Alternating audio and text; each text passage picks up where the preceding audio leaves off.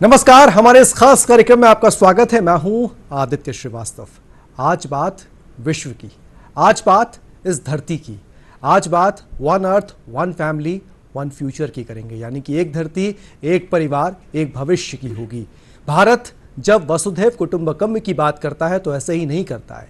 विभिन्न धर्मों के धर्मगुरुओं ने जो संदेश इस दुनिया में दिए हैं उनको लेकर आगे भारत बढ़ रहा है।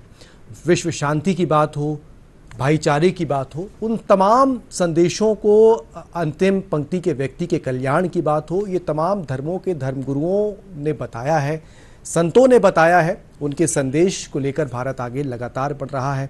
और किस तरीके से अगर बात करें प्रभु यीशु की, तो प्रभु यीशु के संदेश कितने महत्वपूर्ण हैं। विश्व कल्याण की अगर बात की जाए, विश्व शांति की अगर बात की जाए, और किसी एक देश की प्रगति की अगर बात की जाए, तो प्रभु यीशु के संदेश कितने महत्वपूर्ण हैं और क्या उनका महत्व है, इस पर आज बात करेंगे। हमारे साथ आर्च बिशप भोपाल AAS दोरईराज जी हैं। दोरईराज जी, बहुत बहुत स्वागत करते हैं हमारे इस कार्यक्रम में, इस चर्चा करने के लिए इस महत्वपूर्ण विषय पर, और जानने की कोशिश करेंगे कि किस तरीके से प्रभु यीशु की बातें वर्तमान परिदृश्य में कितना महत्वपूर्ण रोल अदा कर सकती हैं और कर रही हैं।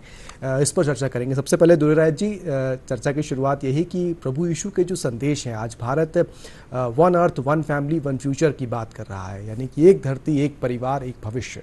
भारत अकेले चलने की बात नहीं करता है। दुनिया में भारत सबको साथ लेकर चल रहा है, सबको एक परिवार मानता है। और प्रभु यीशु के संदेश भी कहीं ना कहीं इस ओर इशारा करते हैं। प्रभु यीशु ने सबको साथ लेकर जोड़ने का काम करने वाले कई संदेश दिए हैं। कितना महत्वपूर्ण वर्तमान परिदृश्य में अगर समझें प्रभु यीशु के संदेशों को आप देखते हैं। नमस्कार, दूरदर्शन मध्य प्रदेश को धन्यवाद देता हूँ। जिस विषय को आपने हमारे सामने रखा, G20 का प्रमुख विषय है। इसी पर हमारे कैथोलिक समाज के सबसे बड़ा गुरु संत पापा फ्रांसिस इसी पर जोर देते हुए उन्होंने एक परिपत्र लिखा है, लौदातो सी, धरती हम सबका एक घर है। Earth is our common home. इसको सुरक्षित रखना हमारा कर्तव्य है। प्रभु यीशु ने हमें सिखाया कि ईश्वर की इच्छा इस धरती पर हमारे लिए क्या है। संत मत्ती के सुसमाचार में उन्होंने हमें सिखाया कि उन्होंने प्रार्थना की, मेरे पिता यदि हो सके तो यह प्याला मुझसे टल जाए, फिर भी मेरी नहीं बल्कि तेरी ही इच्छा हो। इसी प्रकार हर एक व्यक्ति को अपने आप से यह प्रश्न पूछना पड़ेगा कि हे पिता, मैं आपकी इच्छा पूरी करता हूँ या नहीं। प्रभु यीशु एक आदर्श जीवन बिताते हुए अपने शिष्यों को यह सिखाया कि आप एक दूसरे को प्यार करो। एक दूसरे को प्यार करने के लिए आप लोग, जैसे मैंने आपका पैर धोया, तो हम देखते हैं कि किस प्रकार वे गुरु होते हुए भी अपने शिष्यों का पैर धोए। हम देखते हैं संत योहन के सुसमाचार में, मैं तुम्हारे प्रभु और गुरु ने तुम्हारे पैर धोए हैं, तो तुम्हें भी एक दूसरे के पैर धोना चाहिए। लेकिन दोरईराज जी, आज जिस तरीके से मानव कल्याण की बात हो रही है, अंतिम पंक्ति के व्यक्ति के कल्याण की बात हो रही है, यानी कि आखिरी छोर में जो व्यक्ति है उसका भला हो, उसका कल्याण हो। और प्रभु यीशु तो अपनी बातों में जो आप बता रहे हैं, ये सब तो संकल्पना कहीं ना कहीं वहीं से निकलती है। तो आज भारत जिस तरीके से आगे बढ़ रहा है, आपको लगता है कि उसमें प्रभु यीशु के संदेश भी समाहित है? हम देखते हैं कि प्रभु यीशु के जो प्रिय शिष्य है, उनको उनके पथ चिन्हों पर चलना जरूरी है, अत्यंत आवश्यक है। बहुत सारे लोग अपनी सेवा कार्य करते आ रहे हैं, इसलिए इस प्रकार का त्योहार हमें याद दिलाता है कि किस प्रकार हमारी सेवा कार्य, जैसे प्रभु यीशु ने सिखाए, कभी कभी हम बड़े पद पर आ जाते हैं, हम आगे बढ़ते बढ़ते हम भूल जाते हैं कि पैर धोना एक चिन्ह है। क्योंकि शिष्यों ने आपस में लड़ाई झगड़ा किया है कि कौन सबसे बड़ा है, आपस में ही। इसी प्रकार वे चाहते हैं कि जो सबसे बड़ा है वो छोटा बन जाए। इसीलिए इस कार्य को हम लोग ध्यान में रखते हुए इसे करते हैं। जो बड़े बड़े धर्म गुरुजन, मैं भी आज के दिन, आज की शाम हमारे विश्वासियों का पैर धोऊंगा। तो इस प्रकार प्रभु जिन्होंने हमें एक आदर्श जीवन बिताते हुए दिखाए, उस पर हम जाएंगे। इसी पर आधारित वे हमें बताते हैं कि तुम एक दूसरे को प्यार करोगे तो उसी से सब लोग जान जाएंगे तुम मेरे शिष्य हो। कितनी महत्वपूर्ण बात आप बोल रहे हैं सर, कि तुम एक दूसरे से प्यार करोगे उससे ही सब जान जाएंगे कि तुम मेरे शिष्य हो। प्रभु यीशु जो भी ये बोल रहे हैं तो वो कई देशों के लिए भी, आज भारत में जिस तरीके से विश्व में हम देख रहे हैं कि कई देशों के आपस में संबंध अच्छे नहीं हैं, युद्ध की स्थितियां, आज रूस यूक्रेन जैसे देश आपस में लड़ रहे हैं और बहुत छोटी छोटी बातों पे लड़ रहे हैं। प्रभु यीशु के संदेश बहुत बड़े हैं, बहुत विस्तृत हैं। आपको लगता है कि विश्व शांति के लिए भी इस तरीके के संदेश बहुत महत्वपूर्ण है? बहुत महत्वपूर्ण है। हर एक व्यक्ति को इस पर अपनी तरफ से प्रयास करना चाहिए। हम देख रहे हैं कि किस प्रकार संत पापा फ्रांसिस ने कई बार बड़े बड़े नेताओं से आग्रह करते हैं कि शांति के लिए आगे बढ़िए, कुछ तो कुछ एक्शन प्लान बनाइए, क्योंकि लोग मर रहे हैं। तो हमारे जहाँ कहीं भी वो लड़ाई झगड़ा हो, हमें बहुत दुख लगता है कि लोग आपस में लड़ते लड़ते एक दूसरे को चोट पहुंचाते हैं। तो हमें बार बार इस विषय पर मनन चिंतन करना चाहिए और एक्शन लेना चाहिए कि किस प्रकार हम एक दूसरों की सेवा कार्य में लगे रहें और एक दूसरे को हम प्यार करेंगे। ये महत्वपूर्ण बात है। वसुधैव कुटुंबकम की बात जब भारत करता है, पूरी धरती एक परिवार है, पूरी धरती में जितने भी लोग रह रहे हैं सब एक हैं। हमने कई देखा है, दुनिया के कई देश ऐसे हैं जो बड़े स्वार्थी हो जा रहे हैं कई चीज़ों को लेकर। हमने कोरोना के समय देखा कि वैक्सीन को लेकर कई विकसित देश, बड़े बड़े देश थे, वो स्वार्थी हो गए अपनी नागरिकों के लिए। लेकिन भारत की सरकार उस समय, भारत जो है वो दूसरे देशों को भी वैक्सीन उपलब्ध करा रहा था, सिर्फ इसी भावना के साथ कि वसुधैव कुटुंबकम, यानी कि पूरी वसुधा यानी पूरी धरती जो है वो एक है और सब एक परिवार हैं। ये भावना को समझना पूरे विश्व को कितना महत्वपूर्ण मानते हैं आप? वो तब जब अलग अलग विचारों के साथ तमाम अलग अलग दुनिया जो है वो आगे बढ़ रही है। एक बहुत बड़ी बात है, हमारे भारत का बहुत सुंदर ट्रेडिशन है, प्रथा है, फिलॉसफी है, वसुधैव देव कुटुंबकम। तो इसे अपनाते हुए हम देख रहे हैं कि कई धर्म के लोग अपने अपने धर्म ग्रंथ से इस महत्वपूर्ण बात को कई दृष्टिकोण से प्रकट करते हैं कि आप लोग एक दूसरे को प्यार करो। इसके लिए हमें एकजुट होकर एक साथ बैठकर हमें कुछ न कुछ, जहाँ कहीं भी आज शांति हो, हम शांति लाने के लिए हमें ज़रूर प्रयास करना चाहिए। आज हम हमारे देश में ही लोगों को आपस में लड़ते हुए भी देखते हैं। कुरान हो, बाइबल हो, गीता हो, गुरु ग्रंथ साहिब हो, ये तमाम जो धर्म ग्रंथ हैं, इन तमाम धर्म ग्रंथ कभी आपस में लड़ना नहीं सिखाते, ये कट्टरवाद नहीं सिखाते, ये नहीं कहते कि एक धर्म से दूसरे धर्म से दुश्मनी हम पालें या उसके बारे में हम बैर रखें। वो सबको साथ लेकर आगे बढ़ने की बात बोलते हैं। तो आज के समय में हमारे बीच में ही जो कुछ तत्व हैं, उनको क्या कहना चाहेंगे कि चाहे वो प्रभु यीशु के संदेश हों, चाहे वो गीता में लिखे हुए उपदेश हों, चाहे वो कुरान में लिखी हुई बातें हों, ये सब एक ही तरह की बातें हैं, बस अलग अलग लोगों के द्वारा की गई हैं, अलग अलग किताबों में, धर्म ग्रंथों में लिखी गई हैं। उसको पढ़ना कितना महत्वपूर्ण है, और उसको ना सिर्फ पढ़ना बल्कि उसको अमल करें अगर, तो ये जो तमाम विच्छेद हैं, तमाम जो बुराइयां हैं, तमाम जो लड़ाइयां हैं, ये खत्म हो जाएंगी। इसको ख़त्म करने के लिए हमें बार बार आपस में साथ आना चाहिए। मैं देख रहा हूँ इधर अभी भोपाल में आर्च बिशप के रूप में 1 साल कंप्लीट कर रहा हूँ। हम लोग सभी धर्म के लोग अभी 2-3-4 बार आप साथ मिलकर प्रार्थना किया, साथ मिलकर कई विषयों पर हमने बातें की। तो बार बार मिलते ही हमारे बीच में जो संबंध है बढ़ता जा रहा है, भाईचारा बढ़ता जा रहा है। तो इस प्रकार हम मिलते रहेंगे, एक दूसरे को जानते रहेंगे। मैं समझता हूँ कि हमें शांति लाने में बहुत आसान हो जाएगा हमारे बीच में। कम्युनिटी समाज में जो सरकार होती है, देशों में जो सरकार होती है, आज भारत की सरकार की अगर बात करें, हमने देखा वो हर कम्युनिटी के बारे में कुछ ना कुछ वेलफेयर के लिए काम कर रही होती है। हर कम्युनिटी से साथ संवाद रखती है, हर सोसाइटी के साथ, हर कम्युनिटी के साथ एक डायलॉग होता है। मैं अगर ईसाई कम्युनिटी की अगर बात करूं तो उसको किस तरीके से आप वर्तमान परिदृश्य में देखते हैं, क्योंकि हमने देखा है कि प्रधानमंत्री भी लगातार, चाहे वो ईस्टर हो, चाहे वो क्रिसमस हो, तमाम संदेशों को वो कई बार ट्वीट करते रहते हैं, प्रभु यीशु की बातों को भी कई जगह कोट करते रहते हैं। तो वो जो एक संवाद होता है वो कितना महत्वपूर्ण होता है, और प्रधानमंत्री की छवि में आप उसको कैसे देखते हैं कि क्या प्रधानमंत्री भी प्रभु जब समय समय पर प्रभु यीशु की बातों को लोगों तक लेके जाते हैं, रखते हैं, या बड़े मंचों से कहते हैं, कितना प्रभाव पड़ता है उन सब बातों का?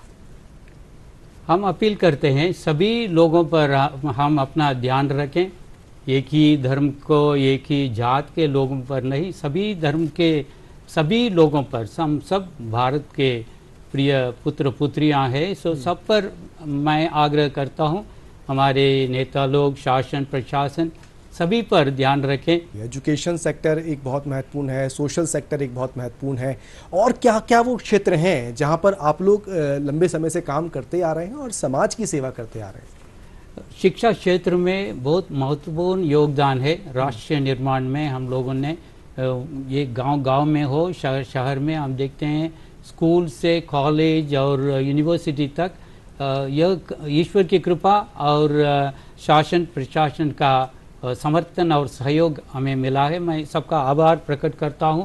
हम लोग अपनी सेवा कार्य शिक्षा क्षेत्र में कर रहे हैं, स्वास्थ्य क्षेत्र में हम देख रहे हैं किस प्रकार स्मॉल डिस्पेंसरी हो, हॉस्पिटल्स हो, कई क्षेत्र में हम लोग सेवा कार्य कर रहे हैं। इसी प्रकार समाज सेवा कार्य कई ऐसे ऐसे गांव में जहां हम पहुंच नहीं पाएंगे, हमारे समाज सेवी फादर्स हो, सिस्टर्स हो, ब्रदर्स हो, सभी कई लोग हमारे साथ सेवा कार्य में जुड़े हुए हैं। हमें इस प्रकार कार्य करने में हमें अच्छा लगता है, क्योंकि हम प्रभु यीशु ने यही बताया है कि ज़रूरतमंदों की सेवा में हमें आगे रहना चाहिए, तो आगे रहना ही चाहते हैं। आपने बहुत महत्वपूर्ण बात बताई सर। आपने बताया कि शिक्षा और स्वास्थ्य के क्षेत्र में आप बहुत महत्वपूर्ण रोल अदा कर रहे हैं। अलग अलग जिसे कहें कि कई दुरुस्त अंचलों तक में जाकर, गांव ग्रामीण क्षेत्रों में तक जाकर आप लोग अपना काम कर रहे हैं। समाज के निर्माण में, देश को विकसित देश की तरफ, हमें जब डेवलप्ड कंट्री की तरफ जब हमें इस देश को लेकर जाना है, तो हर सोसाइटी की जिम्मेदारी कितनी महत्वपूर्ण हो जाती है, क्योंकि जिस जिम्मेदारी के साथ आप लोग समाज में अपना योगदान अदा कर रहे हैं, क्या मानते हैं आप कि हर सोसाइटी की जो रिस्पॉन्सिबिलिटी है, जिम्मेदारी है, वो कितनी महत्वपूर्ण हो जाती है? जरूर, ये सबकी जिम्मेदारी है, और इसमें हम लोग जो बड़े गुरु के रूप में हम अपने जितने भी लोग हमारे अधीन इस सेवा कार्य में जुड़े हुए हैं, उनको मार्गदर्शन देते हुए हम आगे ले जा रहे हैं। मैं आभार प्रकट करता हूं, क्योंकि हमारे शासन प्रशासन के कई लोग हमारी सेवा कार्य को देखते हुए, जहां कहीं भी वो गांव हो, शहर हो, हमें बहुत सहयोग मिलता रहता है। इसलिए हम तन मन लगाकर हमारी सेवा कार्य बहुत समर्पित रूप से करते रहेंगे। कई बड़े महत्वपूर्ण समय आता है ईसाई समाज की अगर बात की जाए, त्यौहार ऐसे होते हैं जो पूरा देश एक साथ मिल जाता है, जुट जाता है। क्रिसमस उसमें से एक है, ईस्टर उसमें से एक है, और प्रभु यीशु से जुड़े हुए तमाम दोनों त्यौहार हैं। और इन दोनों त्यौहारों का महत्व मैं चाहूँगा, क्रिसमस को लेकर तो बड़ी अच्छी धारणा लोगों के अंदर है, लेकिन ईस्टर एक ऐसा त्यौहार आता है जब शायद कुछ लोगों को पता है ईस्टर के बारे में, लेकिन कुछ लोग शायद नहीं जानते हैं। मैं चाहूँगा बड़े विस्तार से आप बताएं, ईस्टर, गुड फ्राइडे का क्या महत्व है, क्या उसका कारण है, ईस्टर का क्या महत्व है, और क्रिसमस का क्या महत्व है? क्रिसमस का महत्व इसमें है कि हमारा विश्वास है कि ईश्वर इस धरती पर आए, हमारे समान एक मानव बनकर ऐसे धरती पर आकर एक गरीब परिवार में जन्म लिया। यूसुफ, मरियम, और जन्म लेने के लिए भी जगह नहीं थी, तो वो चरनी में जन्मा प्रभु यीशु और आगे बढ़े। तो हम विश्वास करते हैं कि ईश्वर ने सोचा मानव को मार्गदर्शन देने के लिए उनको स्वयं आना पड़ा। इसलिए हम खुशी से क्रिसमस मनाते हैं, ईश्वर हमारे बीच में आ गया। तो चलते चलते हम देख रहे हैं कि वे बड़े होकर और एक गुरु के रूप में अपने शिष्यों के साथ ज़रूरतमंदों की सेवा और जो भी बीमारी से पीड़ित हैं उनको चंगाई प्रदान करना और शुभ संदेश प्रदान करना, इस प्रकार कई कार्यों में वे व्यस्त रहे। और ऐसे जीवन में हम देखते हैं वे एक क्रांतिकारी जीवन बिताया, क्योंकि उन्होंने धर्मगुरुओं को चुनौती दिया, बड़े बड़े धर्मगुरुओं को चुनौती दिया, ताकि वे हर एक धर्म में आगे बढ़ने के लिए, उसको सुधारने के लिए, मानवता पर ध्यान देने के लिए उन्होंने चुनौती दिया। तो अंत में उनको क्रूस में अपनी जान देना पड़ा। उसे स्वीकार किया, क्योंकि उनको मालूम था कि ईश्वर की इच्छा यह है कि वे क्रूस उठाकर, खून बहाकर हमारे पापों के लिए, हमारी कमजोरियों के लिए, हमारी मुक्ति के लिए उन्हें जान देना पड़ा। इसके बाद अंत में ईस्टर महोत्सव में हम खुशी मनाते हैं, क्योंकि ईस्टर के दिन वे पुनर्जीवित होकर, वो पिता ईश्वर उन्हें पुनर्जीवित कर दिया और पुनर्जीवित होकर ये पुनर्जीवित यीशु अपने शिष्यों को संदेश देते हैं, उनको संदेश देते हैं कि बहुत बड़ा संदेश जो इसके लिए हम सब तरस रहे हैं, हम चाहते हैं, हम ईश्वर को धन्यवाद देते हैं कि हम सब शांतिपूर्वक जी रहे हैं। ईश्वर को धन्यवाद। तो वे बार बार दर्शन दिया, क्योंकि उनके शिष्यों ने भयभीत होकर बंद कमरे में पड़े थे, वे सब भाग गए उनकी मृत्यु के बाद। लेकिन वे उनके पास जाकर दर्शन देते हैं और कहते हैं तुम्हें शांति मिले, तुम्हें शांति मिले। तो इस प्रकार उन्होंने अपने शिष्यों से यह कहा, दुनिया के कोने कोने में जाकर इस शुभ संदेश को फैलाइए, शांति का वाहक बनकर सेवा कीजिए। हम कई अच्छी अच्छी बातें जो आप पढ़ रहे हैं जिस किताब से, चाहे वो बाइबल हो, गीता हो, कुरान हो, इन सब में लिखी हुई हैं, ये सब अच्छी बातें। लेकिन व्यक्ति ईश्वर को मानता है लेकिन ईश्वर की नहीं मानता। कुरान या बाइबल या गीता को मानता है लेकिन उसमें जो लिखा है उस बात को नहीं मान रहा। इसके जो उपदेश हैं, इसके जो संदेश हैं, चाहे वो बाइबल की बात की जाए, चाहे वो और भी धर्म ग्रंथ जो हैं उनकी अगर बात की जाए, वो आम दिनचर्या में लोगों तक पहुँचें, ये एक पर्टिकुलर एक दिन में ना पहुँचे, उसके लिए आपको लगता है कुछ प्रयास होने की आवश्यकता है कि आम तौर पर अगर उसको प्रभु यीशु के बारे में पढ़ना है तो अकेला ऐसा नहीं कि उसको सिर्फ बाइबल ही खोलना पड़ेगा तभी पढ़ पाएगा।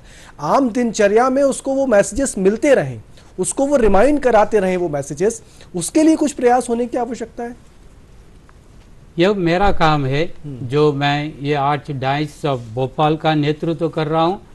तो ये मेरा काम है कि जितने भी फादर्स, सिस्टर्स और ब्रदर्स और जितने भी मेरे अधीन जो विश्वासी गण है उनको समझाना, उनको मार्गदर्शन देना, क्योंकि हमारे लिए आदेश मिला है वो पुनर्जीवित यीशु से, ईस्टर पर्व का महत्व, तुम्हें शांति मिले, अपने अपने परिवार में शांति मिले, अपने अपने समाज में शांति मिले, अपने अपने शहर में शांति लाने के लिए मैं प्रयास करूंगा अपनी तरफ से।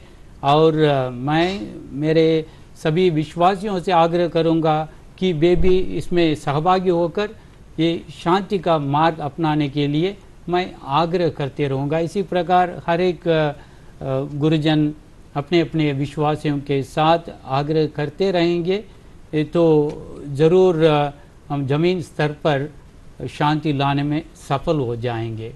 कई बार आज बिशप जी ऐसा होता है कि जिस धर्म का व्यक्ति होता है वो सिर्फ अपने धर्म के बारे में ज़्यादा जानता है, कई बार दूसरे धर्म के बारे में वो शायद नहीं जानता लेकिन जानने की जिज्ञासा रखता है। मैं अगर मान लीजिए कोई हिंदू धर्म का व्यक्ति है या मुस्लिम धर्म का व्यक्ति है या ईसाई धर्म का व्यक्ति है तो वो उसकी जिज्ञासा होगी कि ईसाई धर्म के बारे में जानने की। हो सकता है शायद उसको जिज्ञासा हो लेकिन उसको पता नहीं चल पाया हो। कई बार जिस पदवी पर इस वक्त आप हैं, आर्च बिशप की पदवी, आपने कहा कि आपकी ये तमाम जिम्मेदारियाँ हैं, मैं चाहूँगा कि ये नाम, ये पदवी के बारे में तो लोग बड़ा सुनते हैं जैसे मुस्लिम कम्युनिटी में अगर हम जाते हैं तो शहर काजी का नाम बड़ा चर्चा रहता है कि हाँ शहर काजी का काम ये होता है, या तमाम अलग अलग धर्मों में कुछ ना कुछ पदवियाँ ऐसी होती हैं। आर्च बिशप की जो पदवी होती है, जिस जगह पर आप मौजूद हैं, उस पदवी की जिम्मेदारी क्या होती है, महत्व क्या होता है, और वो कम्युनिटी को किस तरीके से लेकर चलता है? ताकि ये सवाल एक बहुत लेमैन की तरह मैं आपसे पूछ रहा हूँ सर, ताकि दूसरे समुदाय के जो लोग हैं वो भी इस बात को समझें और जानें। हर एक बिशप के लिए एक टेरिटरी रहता है, तो उसी प्रकार ये आर्च डायसिस मध्य प्रदेश में जितने भी डायसिस है उन सबको मार्गदर्शन देने में मेरे लिए बड़ा सौभाग्य है। तो आर्च डायसिस ऑफ भोपाल के लिए ये भोपाल डिस्ट्रिक्ट, नर्मदापुरम और हरदा और सीहोर डिस्ट्रिक्ट, तो इस प्रकार इन डिस्ट्रिक्ट में जितने भी कैथोलिक गुरुजन है, कैथोलिक फादर्स है, सिस्टर्स, ब्रदर्स और विश्वासी गण है हमारे, उनको मार्गदर्शन देने के लिए मुझे यह सौभाग्य मिला है नेतृत्व करने के लिए। हम सिर्फ यह चाहते हैं कि ईश्वर की इच्छा के अनुसार मानव एकता में आगे बढ़ें, भाईचारे में आगे बढ़ें और शांति स्थापित करें। धर्मगुरु होने के नाते आप जिस पदवी पर हैं, आप जिस जगह जिस पोजीशन को होल्ड कर रहे हैं, ऐसे हर कम्युनिटी में, हर समाज में कोई ना कोई व्यक्ति होता है वहाँ पर। समाज में जो विग्रह है, जो विच्छेद कई बार हो जाता है, या कई बार आपस में टकराव की संभावनाएं जब पैदा हो जाती हैं, कई बार हो ही जाती हैं, वहाँ पर उन धर्मगुरुओं की जिम्मेदारी कितनी महत्वपूर्ण हो जाती है? जिस तरीके से जिस पदवी पर आप मौजूद हैं या कई अलग अलग धर्मों में लोग मौजूद हैं, उन धर्मगुरुओं की जिम्मेदारी अपने धर्म के लोगों को, अपने समाज के लोगों को समझाने में या उससे बचने में कितनी महत्वपूर्ण हो जाती है? हमें विशेष अधिकार या विशेष कृपा मिली है कि इस प्रकार नेतृत्व करने का। हर एक धर्म में या हमारे कैथोलिक ईसाई धर्म में भी कुछ लोग अलग दृष्टिकोण से देख सकते हैं, हर एक विषय पर उनका दृष्टिकोण अलग होगा, लेकिन हमें उनकी बातों को सुनते हुए, उनकी बातों को समझते हुए, जिस प्रकार मेरे लिए सलाहकार समिति है, हर एक पैरिश में हम कहते हैं, हर एक इंस्टीट्यूशन में सलाहकार समिति रहता है, उनसे सलाह मशवरा करते हुए हम एकजुट होकर जितनी भी बड़ी समस्या हो उसके लिए हम समाधान ढूंढ सकते हैं। बहुत बहुत धन्यवाद AAS दुरई राजा जी, आर्च बिशप भोपाल, आपका हमारे स्टूडियो में आने के लिए। मुझे लगता है जिन बातों को आपने हमारे दर्शकों के सामने रखा है वो प्रभु यीशु के संदेशों को आगे ले जाने में बहुत महत्वपूर्ण होंगी, और विश्व कल्याण में, विश्व को एक लेकर चलने में, वसुधैव कुटुंबकम की भावना के साथ, one earth one family one future की थीम के साथ जिस तरीके से भारत आगे बढ़ रहा है, और ये वो साल है, ये वो वक्त है जब G20 की अध्यक्षता भारत कर रहा है। भारत के तमाम कोने कोने में 200 से ज़्यादा बैठकें जो हैं अलग अलग क्षेत्रों के, समाज के अलग अलग, सोसाइटी के अलग अलग विषयों पर मंथन कर रही हैं, चर्चा कर रही हैं, और भारत सबको साथ लेकर आगे बढ़ने की बात कर रहा है। और प्रधानमंत्री ने तो कहा भी कि ये जो G20 की बैठकें हैं ये केवल एक औपचारिकता बन के ना रह जाए, ये मानव कल्याण के लिए भी एक बहुत बड़ा संदेश बने, ये एक जन भागीदारी का एक बहुत बड़ा मॉडल बने। और ऐसे में जिन भावनाओं के साथ भारत आगे बढ़ रहा है, विश्व में शांति को लेकर भारत जिस तरीके से प्रयास कर रहा है, कई बड़े विकसित देश इस वक्त भारत की आवाज़ को सुन रहे हैं। वो इसलिए क्योंकि भारत के जो धर्मगुरु हैं, चाहे वो प्रभु यीशु हों, चाहे वो तमाम अलग अलग धर्मों से जुड़े हुए बड़े संत रहे हों, उनके संदेशों को समाहित कर कर ही भारत आगे बढ़ रहा है। और आज जिस तरीके से आपने प्रभु यीशु की बातों को हमारे बीच में रखा और जिन संकल्पनाओं के साथ ये भारत आगे बढ़ रहा है, उसमें हमें ये जानने का मौका भी मिला कि प्रभु यीशु की बातें कितनी महत्वपूर्ण हो जाती हैं विकसित भारत की तरफ जब ये देश आगे बढ़ रहा है। बहुत बहुत धन्यवाद दुरई राजा जी हमारे साथ स्टूडियो में जुड़ने के लिए। फिलहाल इस कार्यक्रम में इतना ही, दीजिए इजाज़त, नमस्कार। बहुत बहुत धन्यवाद दूरदर्शन मध्य प्रदेश, थैंक यू।